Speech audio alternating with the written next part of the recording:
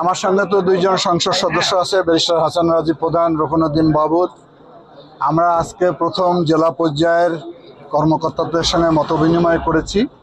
সেই মতবিনিময়ে আমাদের একটা টার্গেট আমরা দিয়েছি যে 180 দিনের মধ্যে লালমনিরহাট জেলা আমরা কি কি কাজ করতে চাই।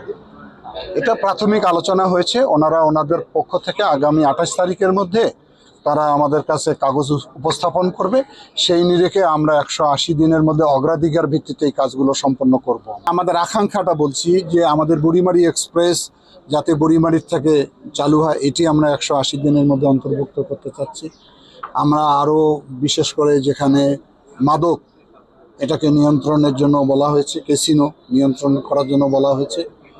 এবং আমাদের অনেকগুলো কাজ যেগুলো এখন এই মুহূর্তে আমরা প্রশাসনকে জানিয়েছি, ওনারা রেডি করে দিলে আমরা হয়তো 28 তারিখের পরে বিস্তারিত বলতে পারবো যে আমাদের টার্গেটটা কি। Vision QLED Google TV, where colors come alive. আর অন্য কাজগুলো যেগুলো আমাদের ইশতেহারে ছিল বা আমরা জনগণকে ওয়াদা দিয়েছি, যেমন বিমানবন্দর, 4 লেন, তারপরে আমাদের অর্থনৈতিক জোন, তিস্তা মহাপরিকল্পনা, সেগুলো আমরা কাজ করব। সেগুলো নিয়ে আলোচনা করেছি আমরা। এগুলো স্ব মন্ত্রণালয়ে আমরা যোগাযোগ রাখতেছি। তাদের অগ্রগতির সঙ্গে আমরা যুক্ত থাকবো যাতে কাজটা দ্রুত গতিতে আমরা করতে পারি।